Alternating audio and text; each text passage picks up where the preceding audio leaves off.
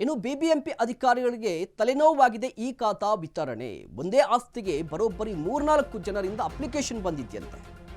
BBMP ಅಧಿಕಾರಿಗಳಿಗೆ ತಲೆನೋವಾಗಿದೆ ಈ ಖಾತಾ ವಿತರಣೆ. ಕಾರಣ ಏನಪ್ಪಾ ಅಂತ ಹೇಳಿದ್ರೆ, ಒಂದೇ ಆಸ್ತಿ 3-4 ಜನ ಅಪ್ಲಿಕೇಶನ್ ಹಾಕ್ತಾ ಇದ್ದಾರೆ.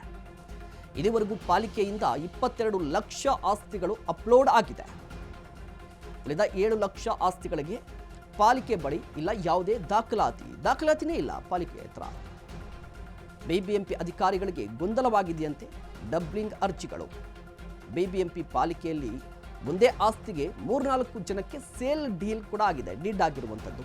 ಇದರಿಂದ ಒಂದೇ ಆಸ್ತಿಗೆ ಹಲವು ಈ ಖಾತಾ ಅಪ್ಲಿಕೇಶನ್ ಬಂದಿದೆ. ಹೀಗಾಗಿ ಯಾರಿಗೆ ಕೊಡಬೇಕು ಈ ಖಾತಾ ಅನ್ನುವ ಗೊಂದಲದಲ್ಲಿರುವಂಥದ್ದು. ಇದರಿಂದ ಅಸ್ತವ್ಯಸ್ತವಾಗಿದೆಯಂತೆ ಈ ಖಾತಾ ಹಂಚಿಕೆ ಕಾರ್ಯ. ಈ ಖಾತಾ ಹಂಚಿಕೆಗೆ ಸಂಬಂಧಪಟ್ಟಂತೆ ಬಿಬಿಎಂಪಿಗೆ ಈಗ ತಲೆನೋವು ಇರುವಂಥದ್ದು ಒಂದೇ ಆಸ್ತಿ, ಬಟ್ ಬೇರೆಯವರು 3-4 ಜನ ಅದಕ್ಕೆ ಅಪ್ಲಿಕೇಶನ್ ಹಾಕ್ತಾ ಇದ್ದಾರೆ. ಹೀಗಾಗಿ ಯಾರಿಗೆ ಕೊಡಬೇಕು ಈ ಖಾತಾ ಅನ್ನುವ ಗೊಂದಲ ಸೃಷ್ಟಿಯಾಗಿರುವಂಥದ್ದು.